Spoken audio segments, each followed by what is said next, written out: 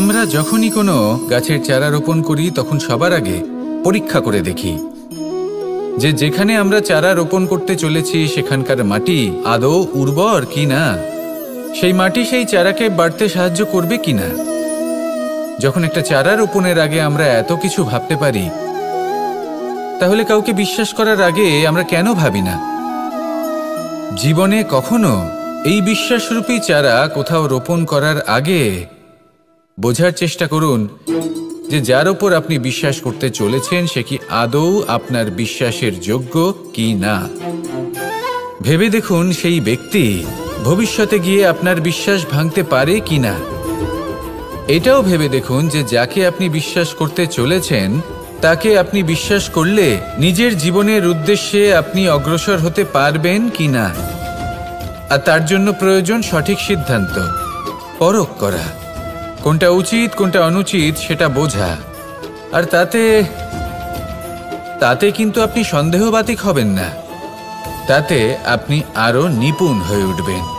তাই যদি আপনি নিপুণ হয়ে উঠতে চান তাহলে বোঝার চেষ্টা করুন, পরখ করে দেখুন, কোনটা উচিত কোনটা অনুচিত বুঝুন। আর বিশ্বাস তখনই করুন যখন আপনি 100% নিশ্চিত হবেন যে সে বিশ্বাসের যোগ্য। আসুন আমার সাথে ভালোবেসে বলুন, রাধা রাধা।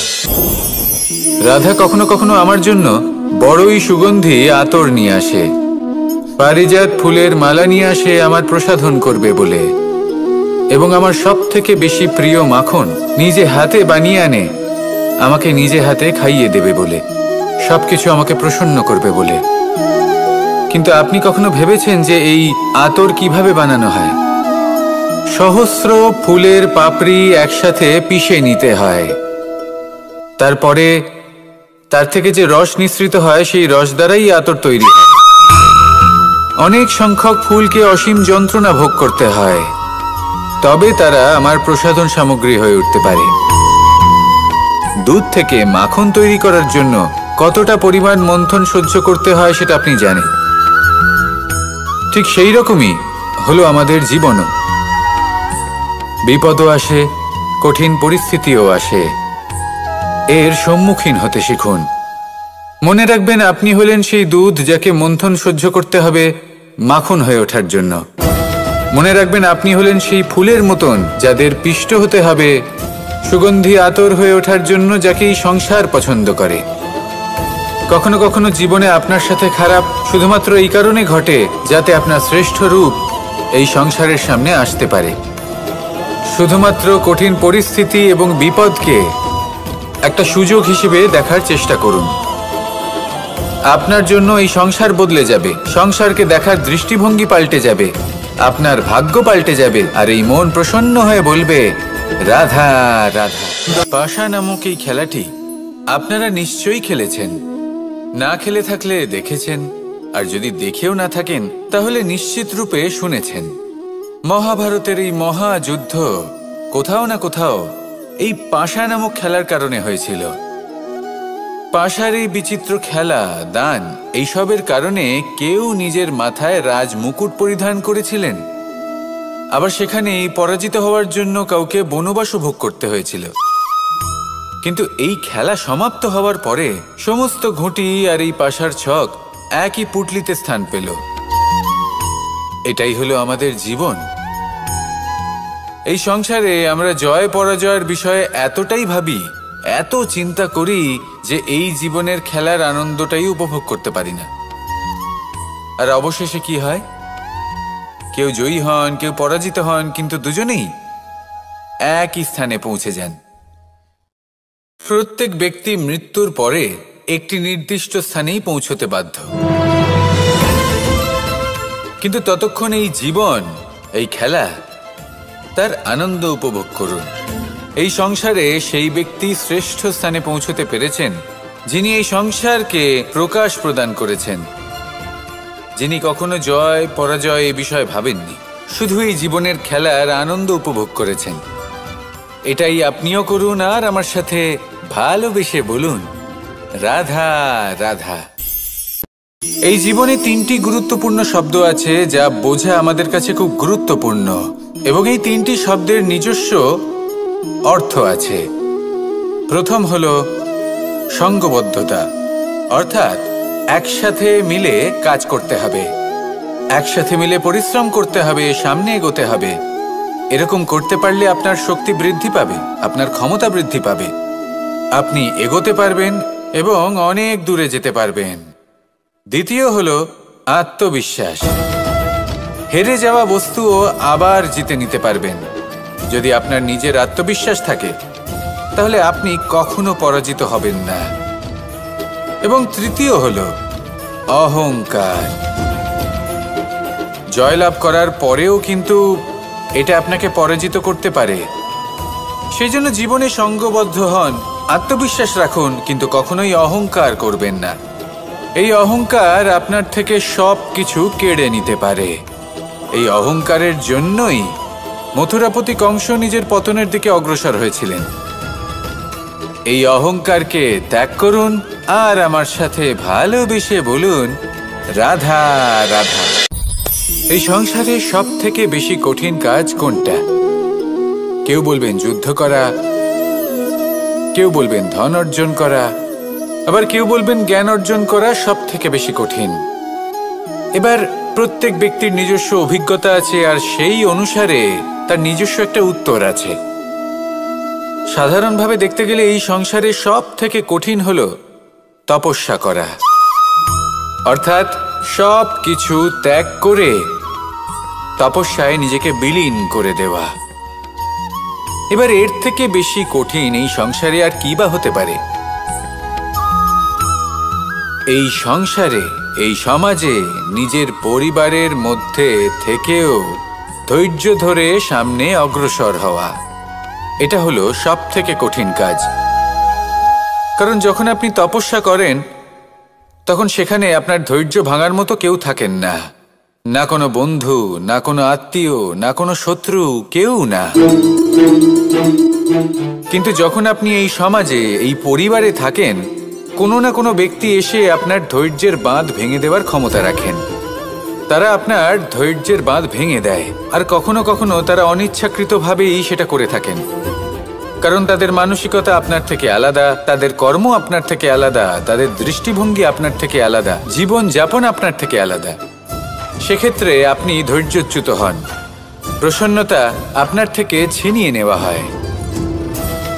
সেই জন্য এই সংসারে, এই পরিবারের থেকেও ধৈর্য ধরে সামনে অগ্রসর হওয়া কোনো পর্বতের শিখরে গিয়ে তপস্যা করার থেকেও অনেক বেশি কঠিন।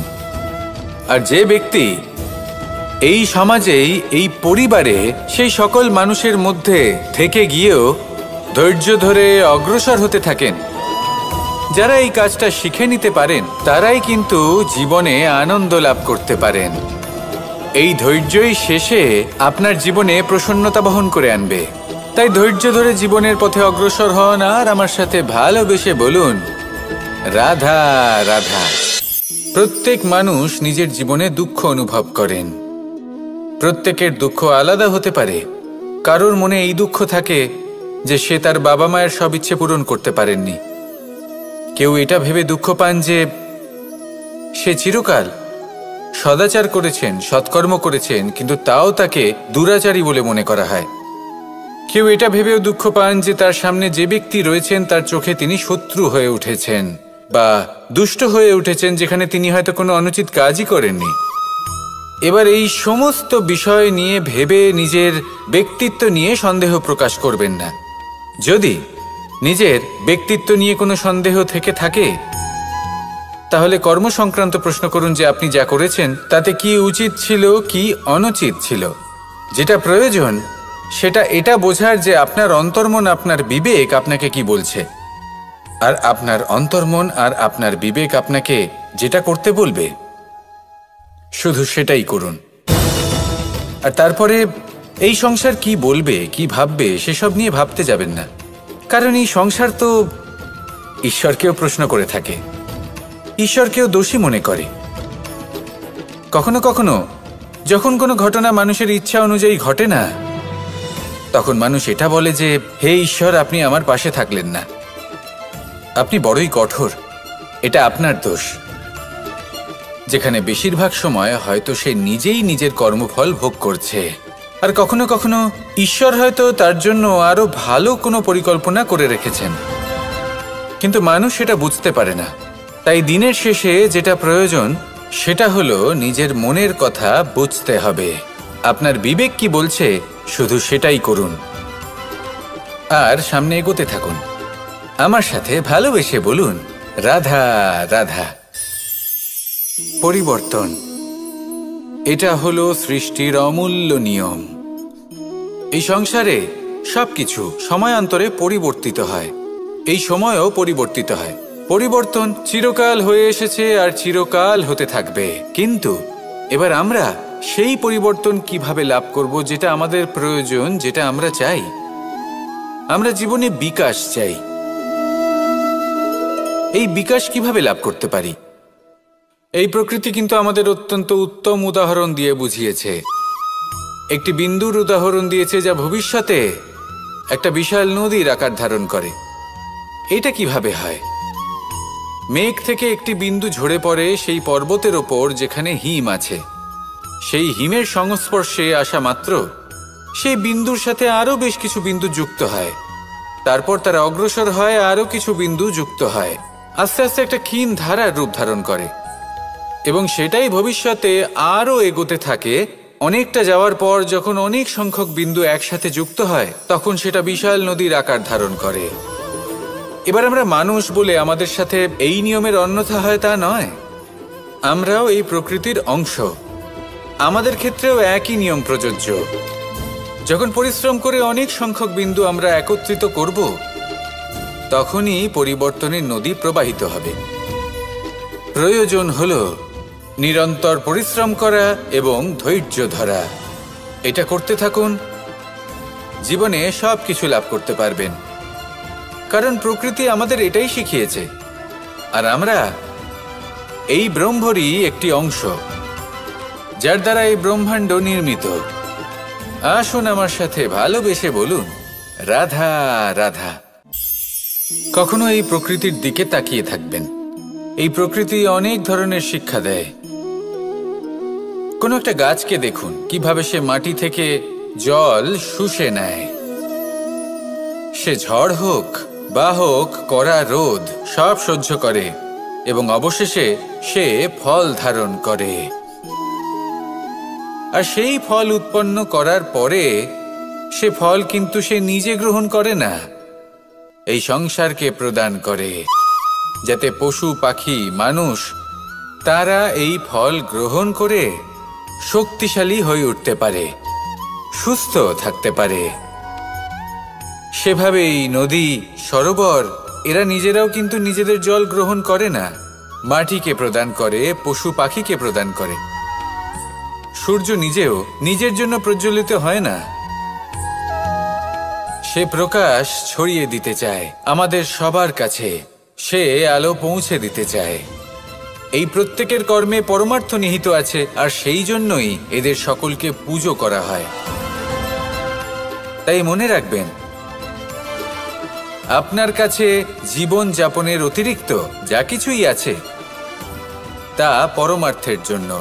তাহলে তার সদ্ব্যবহার করুন আর আমার সাথে ভালোবেসে বলুন, রাধা রাধা। আমরা প্রত্যেকেই অবশ্যই এমন সময় দেখেছি যখন অনেকগুলো সমস্যা একসাথে আমাদের জীবনে এসে পড়ে। সমস্যা আমাদের প্রত্যেকের জীবনেই থাকে। আমরা তার সমাধান খুঁজতে চেষ্টা করি, কখনো সমাধান খুঁজে পাই, আবার কখনো যতই চেষ্টা করি না কেন কোনো সমাধান খুঁজেই পাই না। আর যখন এটা হয় তখন মানুষ অত্যন্ত বিচলিত হয়ে পড়েন। নিজের আত্মীয় স্বজন, নিজের বন্ধু বা সংসার এদের ওপরে এই দোষ চাপিয়ে দেন যে এদের জন্যই এই সমস্যা এসেছে। এবার যদি আমি আপনাকে কোনো পরামর্শ দিই তাহলে এটাই বলবো যে দৃষ্টিভঙ্গি পাল্টে দেখুন। এই দৃষ্টিভঙ্গি দিয়ে দেখুন যে এই সংসারে যে সমস্যাই আসুক না কেন তার জন্য কেউ দোষী নয়, না আপনি না অন্য কেউ। এই পুরো খেলাটাই আপনার মানসিকতা, আপনার দৃষ্টিভঙ্গির, আপনার মনের। কিভাবে বোঝাচ্ছি? যখন আমাদের মন শক্ত থাকে তখন কঠিন থেকে কঠিনতর পরিস্থিতিও আমাদের জীবনে খুব বেশি হলে প্রতিস্পর্ধা হয়ে থেকে যায়। সেখানে যদি আমাদের মন দুর্বল থাকে, তখন অল্প কঠিন পরিস্থিতিও আমাদের কাছে খুব বড় সমস্যা হয়ে যায়, তাই না? একটা শক্ত মন কঠিন পরিস্থিতিকে প্রতিস্পর্ধা হিসেবে দেখে আর তার মধ্যে ওটা সুযোগ খুঁজে নেয়। আমাদের শুধু এটাই করতে হবে। এই সংসারে অন্য কাউকে দোষী মনে করলে আপনার সমস্যা দূর হয়ে যাবে না। সেই জন্য এই সংসারকে দোষ দেওয়ার বদলে এই সমস্যার মূলে চলে যান, সেটাকে বুঝুন, নিজের এই মনকে শক্ত করে তুলুন। যদি আপনার মন শক্তিশালী হয়, তাহলে এই সংসারে অনেক বড় বড় কঠিন থেকে কঠিনতর পরিস্থিতিও যদি আসে, আপনার জীবনে যতই বড় বড় সমস্যা আসুক না কেন, আপনার লক্ষ্য লাভে বাধা দিতে পারবে না। আসুন আমার সাথে ভালোবেসে বলুন, রাধা রাধা। আমরা সবাই পাথর দেখেছি, পর্বতও দেখেছি, শুকনো পাতাও দেখেছি, শ্যামল বনানীও দেখেছি। কখনো ভেবেছেন পাথরের অস্তিত্ব কিন্তু ততক্ষণ পর্যন্ত যতক্ষণ সে পর্বতের গায়ে আটকে থাকে। যখন সেই পর্বত থেকে সেই পাথর ভিন্ন হয়ে যায় ও নিজের অস্তিত্ব হারিয়ে ফেলে। আস্তে আস্তে কখনো পাথর কেটে বা কখনো পিষ্ট হয়ে সেই পাথর আস্তে আস্তে মাটিতে পরিণত হয় এবং পূর্ণরূপে নিজের অস্তিত্ব হারিয়ে ফেলে। এটাই পাতার সাথেও হয়। এই পাতা যতক্ষণ গাছের ডালের সাথে যুক্ত ততক্ষণ তার অস্তিত্ব থাকে। যখনই ডাল থেকে বিচ্ছিন্ন হয়, সেও নিজের অস্তিত্ব হারিয়ে ফেলে। আর এটাই আমাদের সাথেও হয়। যতক্ষণ আমরা নিজেদের আপনজনের সাথে যুক্ত থাকি, আমাদের অস্তিত্ব বজায় থাকে। যখন আপনজনদের সাথে সম্পর্ক ছিন্ন করি, তখন আমরাও আমাদের অস্তিত্ব হারিয়ে ফেলি। এবার এই সংসারের প্রত্যেক ব্যক্তি স্বতন্ত্র থাকতে চান, আর অনেক ব্যক্তি স্বতন্ত্র থাকবেন বলে আপনজনদের দূরে করে দেন আর তাদের সাথে এই সম্পর্ক ছিন্ন করেন। এটা কি সত্যি প্রয়োজন? আপনজনদের সাথে সম্পর্ক ছিন্ন করে নিজের অস্তিত্ব হারিয়ে ফেলা প্রয়োজনীয়, নাকি আপনজনদের সাথে সম্পর্ক বজায় রেখে নিজেদের স্বতন্ত্র করে রাখা সেটা আবশ্যক? নির্বাচন আপনারই। আসুন আমার সাথে ভালোবেসে বলুন, রাধা রাধা। আপনি কি কখনো নৌকা যাত্রা করেছেন? করে না থাকলেও নিশ্চয়ই দেখেছেন যে এই জল যা নিজের অন্তরে সব কিছু সমাহিত করে নিতে পারে, এই নৌকা সেই জলের ওপরেই ভেসে থাকে। নদীর স্রোত কাটিয়ে সে সামনে অগ্রসর হয়। কিন্তু যদি এই নৌকায় কোনো ছিদ্র হয়, তাহলে কিন্তু সেই নৌকা ডুবে যাবে। আর এতে কোনো তফাৎ হবে না যে সেই ছিদ্র ছোট নাকি বড়, নৌকা ডুবে যাবে। এই ছিদ্র হলো আমাদের জীবনে আমাদের অপগুণ, আমাদের দোষ, আমাদের বিকার। কখনো এটা ভাববেন না যে এই দোষ খুবই ছোট, এতে কিছুই যাবে আসবে না। না, সেই ছোট দোষ, সেই ছোট বিকার যদি সেটাকে শুধরে না নেন, তাহলে সেটা আপনাকে আপনার পতনের দিকে নিয়ে যাবে। শেষ পর্যন্ত এটা আপনার ওপর নির্ভরশীল যে আপনি কি চান। আপনার জীবনের এই নৌকা এভাবেই ডুবে যেতে দেখবেন, নাকি নিজেকে শুধরে নিয়ে সেই নৌকার সেই ছিদ্রটাকে ভরিয়ে তুলতে চাইবেন? নির্বাচন আপনার। আসুন আমার সাথে ভালোবেসে বলুন, রাধা রাধা। জল, জলই পৃথিবীতে বেঁচে থাকার জন্য আবশ্যক তো বটেই, কিন্তু এই জল আমাদের একটা অত্যন্ত গুরুত্বপূর্ণ শিক্ষা প্রদান করে। কখনো এই জলকে দেখেছেন? যে পরিস্থিতিতেই এই জল প্রবাহিত হোক না কেন, এর উপর যা কিছুই প্রভাব থাকুক না কেন, এর পথে যতই বাধা আসুক না কেন, তার মধ্যে থেকে ও নিজের পথ ঠিক বের করে নেয়, কিন্তু নিজের প্রবাহ থামতে দেয় না, ক্রমাগত অগ্রসর হতে থাকে। সেরকমই একটা শিক্ষা যেটা আমরা জল থেকে পেয়ে থাকি, তা হলো এটা: আমরা যখন জলের দিকে তাকাই, তখন আমরা নিজের প্রতিবিম্ব দেখি, স্পষ্টভাবে দেখতে পাই। কিন্তু তখনই দেখতে পাই যখন এই জল শান্ত থাকে, স্থির থাকে। যদি এই জল অশান্ত হয়ে থাকে, স্থির না হয়, তাহলে আমরা এতে নিজের প্রতিবিম্ব দেখতে পাই না। এটাই আমাদের মনের সাথেও হয়ে থাকে। যখনই জীবনে কোনো সংকট আসে, যদি আমরা শান্ত মনে স্থির মনে সিদ্ধান্ত নিই, তাহলে সেটা এমন একটা শীতল সিদ্ধান্ত হবে যেটা আমাদের ভবিষ্যৎকে একটা শ্রেষ্ঠ স্থানে নিয়ে যাবে। যদি এই মন অশান্ত হয়, বিচলিত হয়, পীড়িত হয়, দুঃখিত হয়ে থাকে, রুষ্ট হয়ে থাকে, তাহলে অনেক সময় আমরা এমন সিদ্ধান্ত নিই যেটা আমাদের জন্য অনুচিত প্রমাণিত হয়। যখন আপনি ক্রুদ্ধ ছিলেন বা দুঃখের বশে ছিলেন, তখন অনেক সময় হয়তো এমন সিদ্ধান্ত নিয়েছেন যেটার জন্য ভবিষ্যতে আপনি অনুশোচনা করেছেন। এবার দেখুন, এই আবেগগুলো থেকে আমরা পালাতে পারবো না, কিন্তু এই আবেগগুলো আপনার উপর কতটা প্রভাব ফেলবে সেটা আমরা অবশ্যই ঠিক করতে পারি। এই মনকে আমরা নিয়ন্ত্রণ করতে পারি। এটাই করুন, চিন্তা করুন, এই মনকে শান্ত রাখুন, স্থির হতে চেষ্টা করুন, আর তারপরে সিদ্ধান্ত নিন। আসুন আমার সাথে ভালোবেসে বলুন, রাধা রাধা।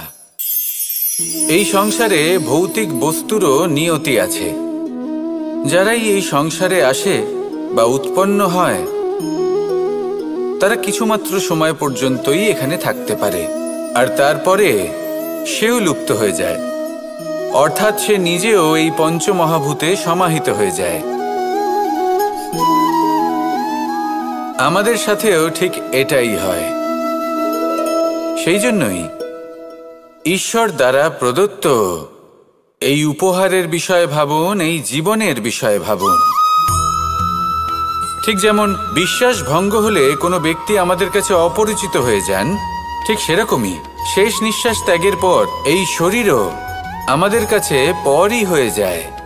তাই এই শরীর থাকাকালীন শ্রেষ্ঠভাবে একে সদ্ব্যবহার করুন, এই জীবনে শ্রেষ্ঠ কর্ম করুন, আর এই জীবনকে শ্রেষ্ঠভাবে যাপন করার জন্য কিছু কথা বোঝা প্রয়োজনীয়।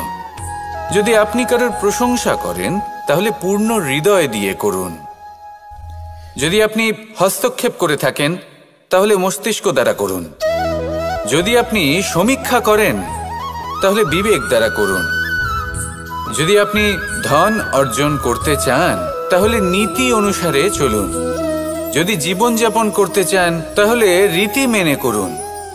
আর যদি ঈশ্বরের ভজন করতে চান, তাহলে ভক্তিভাব নিয়ে করুন। শুধু এই কথা মনে রাখবেন যে আপনার এই জীবন কিন্তু অনিশ্চিত কাল পর্যন্তই আছে। কতক্ষণ আছে সেটা কেউ জানে না।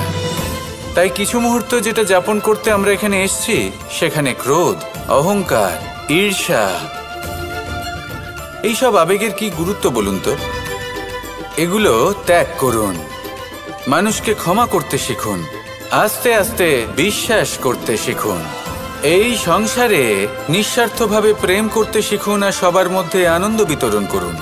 তাই এই সব গুণ যদি আপনি আত্মসাৎ করতে পারেন, তাহলে আপনার জীবনে শুধু আনন্দ এবং আনন্দই বিরাজমান হবে। আসুন আমার সাথে ভালোবেসে বলুন, রাধা রাধা। এবার কখনো কখনো জীবনে আমাদের মনে হয় যে চতুর্দিকে শুধুমাত্র অন্ধকারই হয়ে আছে। প্রত্যেকেরই তা কখনো মনে হয়। আর তখনই আমাদের নিরাশ হলে চলবে না, আমাদের দুঃখী হলে চলবে না।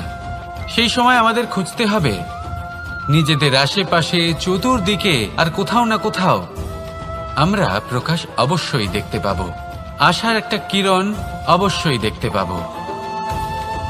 কেউ এমন একটা কর্ম করেন যেটা দেখে আমরা প্রেরিত হয়ে যাই, আর এমন কোনো কর্ম যদি আপনারা করেন, তাহলে সেই কর্ম আপনার মনকে প্রসন্ন ভাব, আনন্দ এবং ভালোবাসা দ্বারা ভরিয়ে তুলবে।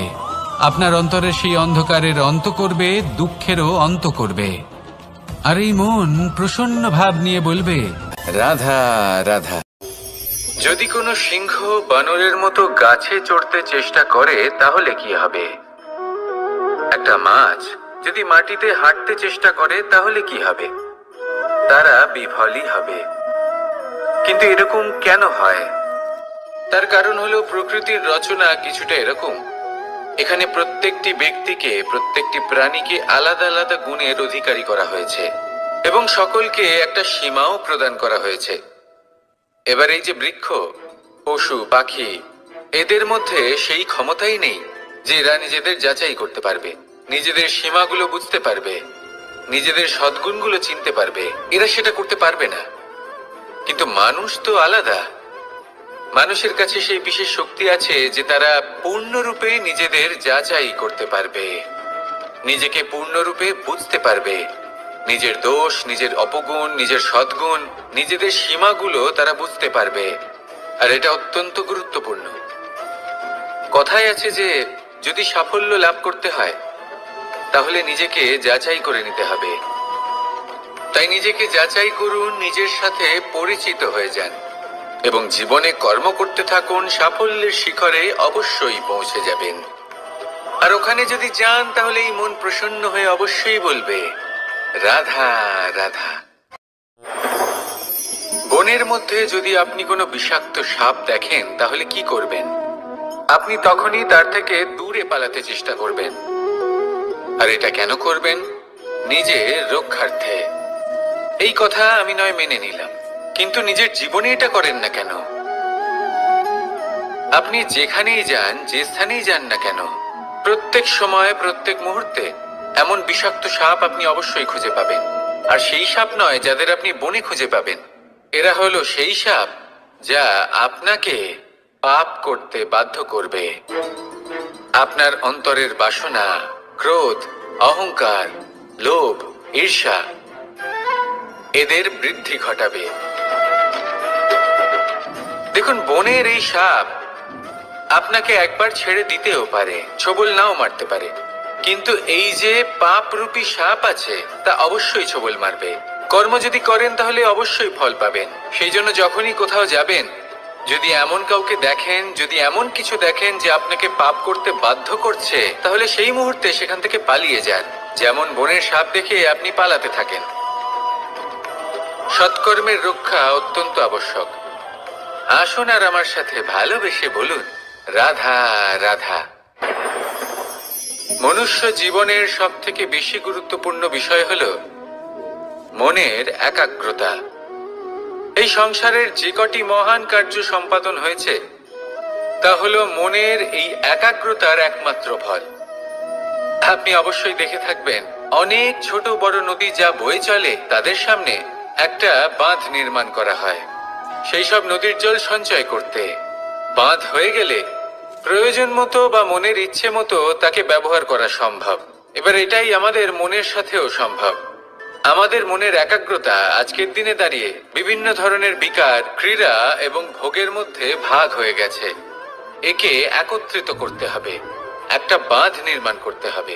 একে শুধু এটাই করতে হবে, যেটা উচিত কর্ম সেটাই করুন, যেটা অনুচিত কর্ম সেটা করা থেকে নিজেকে বিরত রাখুন। এটাই করতে হবে, যেটা উচিত কর্ম সেটাই করুন, যেটা অনুচিত কর্ম সেটা করা থেকে নিজেকে বিরত রাখুন। ব্যাস, এই কাজটাই আপনি করতে থাকুন, করতে থাকুন। মনের মধ্যে একাগ্রতার বাঁধ নির্মাণ করুন। আর একবার যদি তা নির্মাণ হয়ে যায় তাহলে যখন চাইবেন, যেখানে চাইবেন, যতটা চাইবেন একাগ্রতা প্রয়োগ করতে পারবেন। আর একবার যদি আপনি এটা শিখে যান তাহলে এই সংসারকে বদলে ফেলার মতো কাজ আপনি করতে পারবেন, সমাজকে শুধরাবার মতো কাজ করতে পারবেন। তাহলে এই মনকে একাগ্র করুন আর আমার সাথে ভালোবেসে বলুন, রাধা রাধা। আমরা সবাই ফল খাই, কিন্তু আমাদের সেই ফলই প্রিয় হয় যে পরিপক্ক হয়ে ওঠে, যেটা নম্র হয়, আর যে ফল অনেক বেশি মিষ্টি আর সুস্বাদু হয়ে থাকে, যাদের রঙে বাহার দেখা যায়। সেইভাবে জীবনে আমরা নানান মানুষের সাথে পরিচিত হই, কিন্তু সেই মানুষই আমাদের মন ছুঁয়ে যায় যারা বিনম্র স্বভাবের, যাদের বাণী খুব মধুর, যাদের অন্তরে আত্মবিশ্বাসের একটা তেজ, একটা রং দেখা যায়। এবার এমন ব্যক্তি আমরা কি করে হব? ঠিক সেইভাবেই যেমন একটা ফল রোদ, বর্ষা, শীত, বায়ু এই সকল সংকটময় পরিস্থিতির সম্মুখীন হয়ে পরিপক্ক হয়ে ওঠে, সেইভাবেই মানুষ সংকটময় পরিস্থিতির সম্মুখীন হয়ে পরিপক্ক হয়ে ওঠেন। যদি এই সংকটের সম্মুখীন হন তাহলে অভিজ্ঞ হবেন, আর এই অভিজ্ঞতাই শিক্ষা দিয়ে যাবে। এই অভিজ্ঞতা আমাদের শিখিয়ে দেয় যে আমাদের বিনম্র থাকতে হবে। অহংকার করে কোনো লাভ নেই। মধুর বাণীর যে কি মূল্য তা আমরা শিখতে পারি। এই অভিজ্ঞতাই আমাদের বুঝিয়ে দেয় যে উচিত অনুচিত কোনটা, আমাদের দৃষ্টিভঙ্গি তৈরি করে, আর এই দৃষ্টিভঙ্গি দ্বারা আত্মবিশ্বাস জাগ্রত হয়। সেই জন্য জীবনে কখনো বিপদ থেকে দূরে পালাবেন না, সেগুলোর সম্মুখীন হন, অভিজ্ঞতা লাভ করুন, তার থেকে শিক্ষা লাভ করুন, এইভাবেই পরিপক্ক হবেন। আসুন আমার সাথে ভালোবেসে বলুন, রাধা রাধা। ধন সঞ্চয় করা সম্ভব, আর সেই জন্য ধন সব থেকে বেশি মূল্যবান সম্পত্তি নয়। এবার আপনি বলবেন, এ আমি কি বলছি? এই ধন খুব মূল্যবান, আমরা সকলে অর্জন করতে ব্যস্ত। সেটা এই কারণে, কারণ আপনারা জানেন না এই সংসারের সব থেকে বেশি মূল্যবান সম্পত্তি কি। এ হলো সেই সম্পত্তি যা কখনো সঞ্চয় করা সম্ভব নয়। আপনার কাছে যতই ধন থাকুক তা দিয়ে আপনি স্বাস্থ্য লাভ করতে পারেন, বাড়ি কিনতে পারেন, আদি ইত্যাদি, কিন্তু আপনি যতই ধনী হন না কেন, ফেলে আসা দিনের একটা মুহূর্ত আপনি লাভ করতে পারবেন না। এই একটা মুহূর্ত, এই সময়, এটাই হলো সংসারের সব থেকে মূল্যবান সম্পত্তি। একবার চলে গেলে তা কখনোই ফিরে আসে না। আর এই মুহূর্ত যতই চলে যাক না কেন, আমরা স্মৃতির মাধ্যমে সেগুলি যাপন করতে পারি, তার আনন্দ উপভোগ করতে পারি। আর যার সাথে আমরা সময় অতিবাহিত করেছি তার স্মৃতিতে আমরা চিরকাল জীবিত থাকতে পারি। সেই জন্য সময় সব থেকে মূল্যবান সম্পত্তি, তাকে এইভাবে নষ্ট করবেন না। প্রত্যেকটা মুহূর্ত উপভোগ করুন, আনন্দ করুন, আর ভালোবেসে বলুন রাধা রাধা। কনক, কি সুন্দর একটা শব্দ। এর অনেকগুলো রূপ রয়েছে, অনেকগুলো অর্থও রয়েছে। প্রথম অর্থ হলো স্বর্ণ, অর্থাৎ সম্পত্তি। দ্বিতীয় অর্থ ধুতুরা, অর্থাৎ গাছের ছোট একটা বীজ, যা কিনা অত্যন্ত শক্তিশালী হয়। যদি বেশি মাত্রায় এর প্রয়োগ করা হয় তাহলে এটা বিষময় হয়ে উঠতে পারে। এই হলো সেই ধুতুরা যার প্রয়োগ মহাদেবের পুজোতে করা হয়। এবার প্রশ্ন হলো এটাই যে এই স্বর্ণ এবং এই ধুতুরার মধ্যে মিল কি রয়েছে। মিল হলো এটাই যে এই দুটোই মানুষকে মত্ত করে তোলে। ধুতুরা মানুষকে তখন মত্ত করে যখন তাকে সেবন করা হয়, কিন্তু স্বর্ণ, ধন, সম্পত্তি, মানুষ এটা যতটাই অর্জন করে নেয় সেটাই যথেষ্ট। এই স্বর্ণ মানুষের ভাবনা চিন্তা করার ক্ষমতাকে বশ করে ফেলে। মানুষ সম্পত্তির লোভে মত্ত হয়ে ওঠে, কারণ যে যত চমৎকারী, যতটা অমূল্য হয়, তাকে সামলানো কিন্তু ততটাই কঠিন, তাই না? তাই মনে রাখবেন, ধন, স্বর্ণ, সম্পত্তি এগুলো ধুতুরার থেকেও অনেক বেশি বিষাক্ত হতে পারে। তাই এর ওপর আত্মসংযমের একটা কবচ পরিয়ে রাখবেন এবং বিবেকের শক্তির সাথে এগুলো প্রয়োগ করুন, তবেই কল্যাণ হবে। আসুন আমার সাথে ভালোবেসে বলুন রাধা রাধা। রোগ যদি এসে থাকে তাহলে তার ওষুধও অবশ্যই আসে। সমস্যা যদি আসে তাহলে সেই সমস্যার সমাধানও নিজে থেকেই আমাদের কাছে চলেই আসে। এই সংসার, এই জীবনের শুধুমাত্র একটাই নিয়ম আছে, আর তা হলো এটাই, এই সংসার হলো একটা চক্রের মতো। এতে শাশ্বত বলে কিছু নেই, নিত্য বলে কিছু নেই, আর যা কিছুই রয়েছে সব বদলাতে চলেছে। যদি আপনার জীবনে দুঃখ থাকে, সমস্যা থাকে, যদি আপনি বিপদ দ্বারা আচ্ছন্ন, তাহলে মনে রাখবেন সবকিছু বদলে যেতে চলেছে। দুঃখের সময় কাঁদবেন না, মনকে আরো দুঃখী করে তুলবেন না, কারণ এখানে যা কিছুই এসেছে তা যাওয়ার জন্যই এসেছে। তাহলে এত চিন্তা কিসের? আনন্দ সহকারে জীবন যাপন করুন, আর আমার সাথে ভালোবেসে বলুন রাধা রাধা। মানুষের জীবনে তিনটি গুণ অত্যন্ত প্রয়োজনীয়: শ্রদ্ধা, বিনম্রতা, যোগ্যতা। যদি জ্ঞান লাভ করতে চান তাহলে শ্রদ্ধার প্রয়োজন, যদি মান লাভ করতে চান তাহলে স্বভাবে বিনম্র হওয়া প্রয়োজন, আর যদি মনোবাঞ্ছিত স্থান লাভ করতে চান তাহলে যোগ্যতার প্রয়োজন। বিষয়টা সহজ। শ্রদ্ধা আপনাকে জ্ঞান দেবে, নম্রতা আপনাকে মান, আর যোগ্যতা উচিত স্থান দেবে। কিন্তু যদি আপনি এই তিনটি গুণ সম্মিলিত করেন তাহলে এমন কিছু লাভ করবেন যা এই সব কিছুর থেকে অনেক ঊর্ধ্বে। সম্মান, আর এ হলো সেই সম্মান যা প্রত্যেক মানুষের নিজের জীবনে লাভ করতে চেষ্টা করা উচিত। কারণ এই হলো সেই সম্মান যার কারণে আপনি চলে যাওয়ার পরেও এই সংসার আপনাকে ভালোবাসবে আর মনে রাখবে। আসুন আমার সাথে ভালোবেসে বলুন, রাধা রাধা। জীবনে গতি অত্যন্ত গুরুত্বপূর্ণ, মতিও হলো গুরুত্বপূর্ণ, এবং তার থেকেও বেশি গুরুত্বপূর্ণ হলো সঙ্গতি। একটা জলের ফোঁটা, তার মধ্যে গতি থাকে, প্রকৃতির মধ্যে তা লাভ করার ইচ্ছে নিহিত থাকে। কিন্তু এই যে সঙ্গতি, তা নির্ধারিত করে যে এই জলের ফোঁটা ঝিনুকের মুখে পড়ে মুক্ততে পরিণত হবে, নাকি বিষাক্ত সাপের মুখে পড়ে বিষে পরিণত হবে। এবার দেখুন, এই জঞ্জাল স্বর্ণকারের দোকানের সামনেও থাকে, এবং জঞ্জাল একজন ব্যবসাদারের দোকানেও থাকে।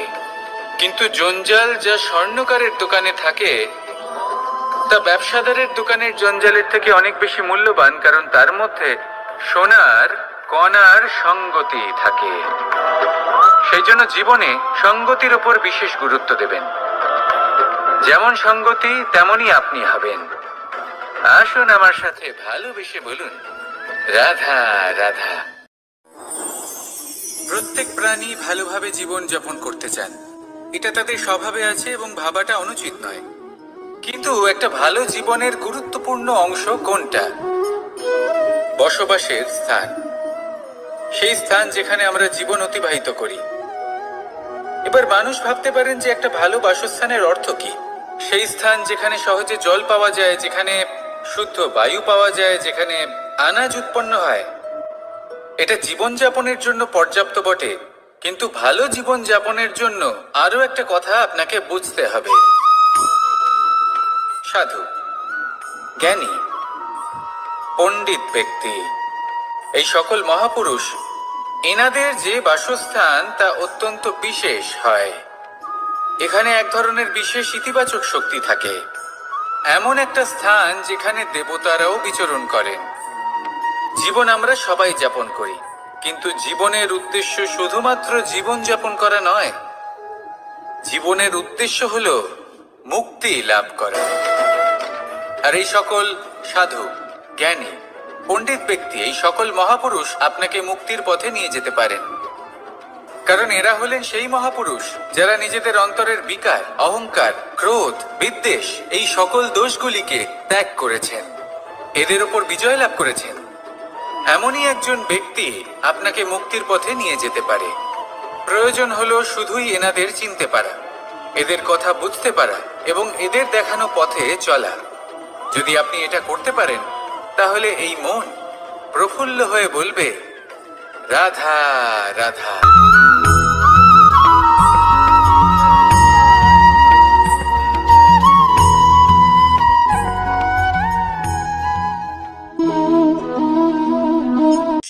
এই শুকনো পাতাটিকে দেখুন, নিষ্প্রাণ হয়ে পড়েছে।